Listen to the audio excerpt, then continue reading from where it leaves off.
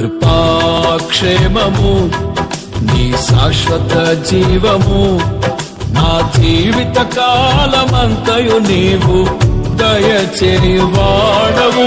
కృపాక్షేమము నీ శాశ్వత జీవము నా జీవిత కాలమంతయు నీవు దయచేవాడవు. మహోన్నతమైన నీ ఉపకారమును తలంచుచు అనుక్షణము పరవశించనా, నీ కృపలోనే పరవశించనా.